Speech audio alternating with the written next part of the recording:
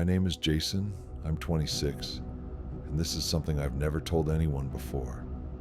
At least, not in detail. It happened 2 years ago, in November, during a work trip to Montana. I'm a graphic designer for a small indie game studio. That week, I was flying out to attend a conference in Missoula. Our company had booked a few of us into this rustic lodge outside the city, tucked away in the woods. It was called Pine Ridge Lodge, one of those places that looks charming in the daytime, like a cozy mountain retreat. But at night, it had a totally different vibe. They gave me room 313, top floor, way down at the end of a narrow hallway with flickering lights and dark green carpet that reeked of mildew. I still remember how the walls would rattle from the wind banging against the windows. The door to my room was all scratched up, like someone had tried to pry it open with something metal. But it was late. I was exhausted, and I brushed it off. Inside, the room felt wrong. Even with the lights on, it was dim, like the walls absorbed all the brightness. The bed was massive but stiff as a board. The bathroom was cramped, and the mirror above the sink had a long crack running down one side. I dropped my bag and went back downstairs for dinner with the team. When I got back up to my room, it was maybe 10:30, I noticed something weird. The chair by the window was facing the bed. I was pretty sure I hadn't left it like that, but I figured I was tired and just misremembering. As I got ready to sleep, I heard a metallic sound out in the hallway, like a cleaning cart, only slower, like someone was dragging it. I opened the door to check. The hallway was completely empty. I went back inside, locked the door, and climbed into bed. I turned off the light, but after a few minutes, I turned it back on. I had this intense, unmistakable feeling that I wasn't alone. Then I heard it, breathing, right next to my ear, but there was no one there. And I swear I'm not making this up. I heard it as clearly as I hear my own voice now. I spun around. Nothing. I got up, grabbed my phone, and started recording a voice message to my friend. I was trying to calm myself down. I paced the room while I talked, and when I stopped in front of the bathroom mirror, that's when I saw it. In the reflection behind me, there was a dark figure standing completely still by the door. I turned around instantly. No one there. But my chest felt like it was caving in. I walked back toward the bed and saw a penny on my pillow. It hadn't been there before. It was old, tarnished. The date read 1973.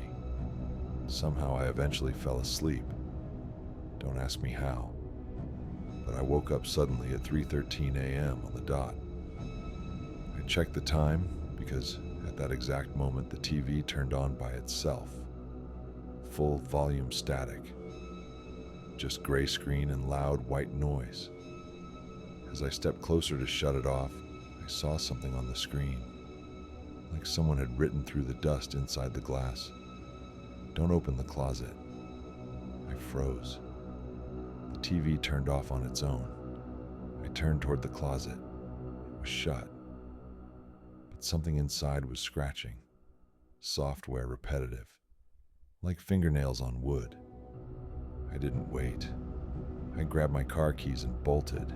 I didn't even put on shoes. I slept in my car in the parking lot that night. The next morning, I went to the front desk and asked to switch rooms. The guy at reception, mid-50s, didn't say much. Paused when I told him I'd been in room 313. Then he said, "That room was supposed to stay empty. No one's been put there in years." I asked why. He looked down and said, "There was an incident. A man took his life in that room back in '73. Then he looked at me and asked, 'Did you find a penny by any chance?' I didn't answer, but I still have that penny. And sometimes, even now, I find it in strange places. Under my pillow, in the fridge, inside shoes I haven't worn in months. Like someone's trying to remind me that I brought something home from room 313. Or maybe that I never really left.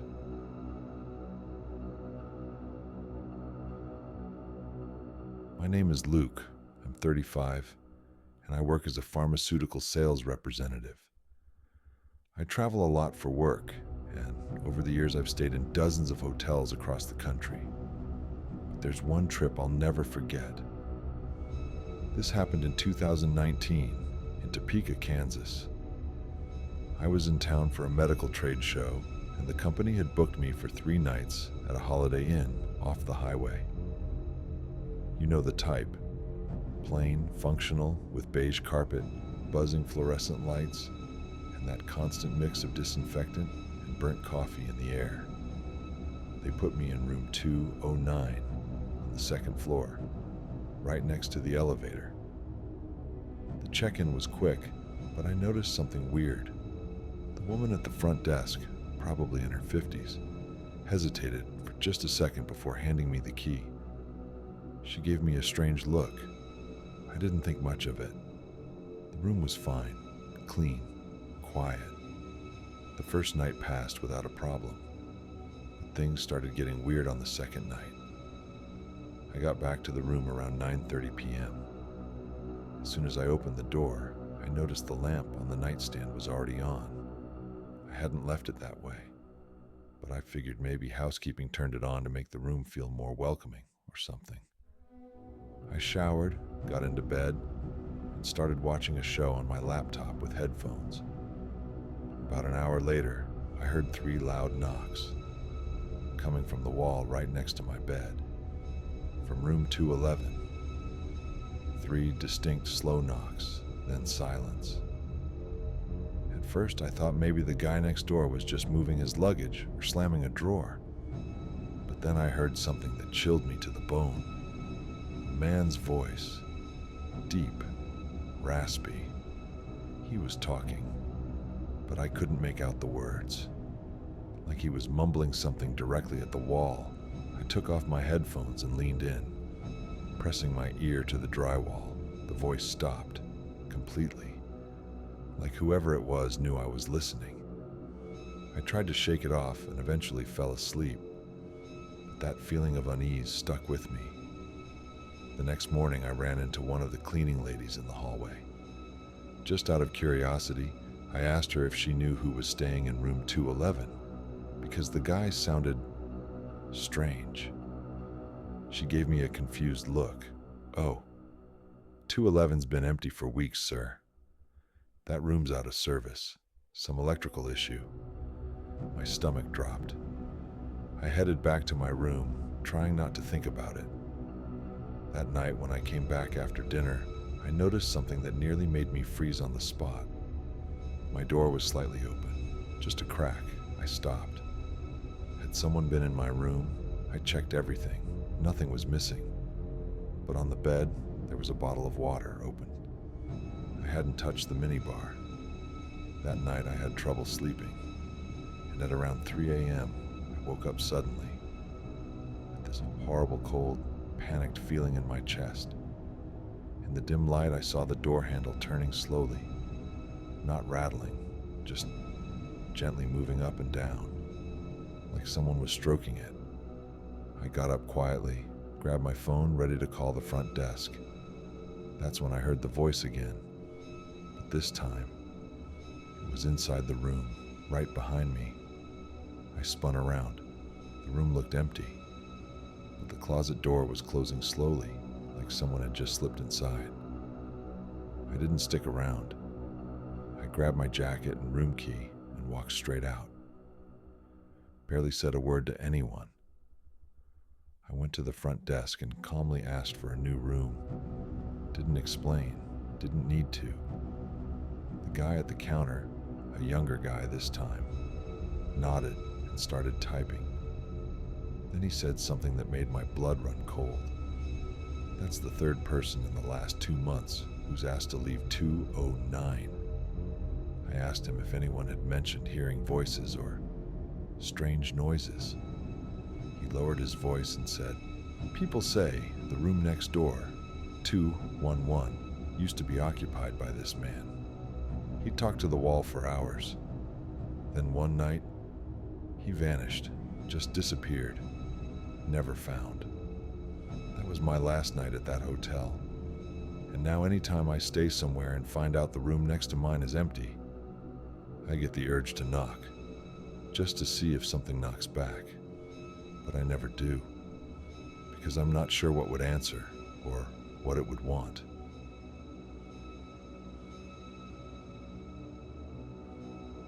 My name is Mark. I'm 29, and I'm from Michigan. This happened 3 years ago during a solo trip to Florida. It was my first real vacation after years of non-stop work, and I just wanted a week to relax, recharge, and be somewhere quiet. I booked a place I found online, a little hotel called Silver Pines Inn near a small coastal town. It looked perfect. Tucked into the woods, just a few rooms, wraparound porches, and a small restaurant inside. It honestly seemed too nice for the price, and maybe that should have been my first red flag. The moment I pulled into the parking lot, I noticed something off. It was too quiet. No music, no chatter, barely any cars. At the front desk, a frail older man stood behind the counter. He didn't greet me, didn't smile. He just handed me the room key after staring at me for a moment too long and vaguely pointed toward the hallway. That night, I went to check out the restaurant. It was practically empty. Just me and an elderly couple sitting way in the back. And then there was him, the waiter. He looked to be in his 40s, painfully thin, with slicked back black hair and a spotless white uniform. At first glance, nothing unusual. But the more I watched him, the more wrong he seemed. His movements were slow and precise, almost too careful. He kept his hands behind his back the whole time. And then there was his smile. Not friendly. It looked frozen, like someone had glued it to his face. His eyes didn't match. They were cold, empty, calculating. When he came to take my order, he spoke softly, barely above a whisper, and he never blinked. He asked what I wanted without ever looking me in the eye. That night I had trouble sleeping. I didn't feel afraid exactly, but something in my gut told me this place wasn't right. The next morning, I made up my mind. I was going to leave. I'd booked 5 nights, but there was no way I was staying. I went to the front desk, but nobody was there. A note said the manager would be back in the afternoon, so I figured I'd grab breakfast while I waited. That's when it happened. I got up from my table to look for the bathroom and took the wrong door. There was a frosted glass door next to the kitchen with no sign on it. I thought it was a hallway, or maybe a storage room. Instead, I walked straight into the back of the kitchen, and no one saw me. The waiter, that same man, was standing with his back to me, leaning over a plate. But he wasn't plating food. He was holding a small dark bottle and was pouring something into a cup of tea. Then, carefully, he tucked the bottle back into his jacket pocket. It didn't look like medicine. It wasn't sugar. It looked deliberate. I stood completely still as he picked up the tray and walked out, straight into the dining room, and placed that cup of tea down in front of the elderly woman. I felt my blood run cold. I backed out quietly, pulled the door closed, and sat down at my table, heart racing. What the hell did I just witness? Was I supposed to say something? Do something? I froze. I watched the woman pick up the cup and drink. 20 minutes later, they left, heading down the hallway toward their room. I just sat there, staring. Then the waiter came back. He looked at me. This time, no smile. "Did you enjoy your breakfast, sir?" he asked. I looked up at him, really looked, and for the first time, he narrowed his eyes, just a little, like he knew I had seen something I wasn't supposed to. But he said nothing more. He turned and walked away. I left the hotel an hour later, didn't check out, didn't even take my luggage. I got in my car and drove 20 miles to a diner where I called the police. I told them everything. I don't know if they believed me.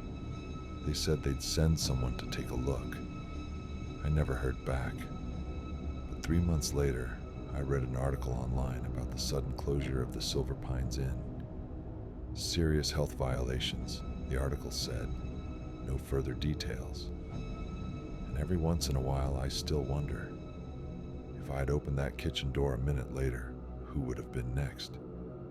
And what if the waiter was just waiting for someone like me to be alone long enough?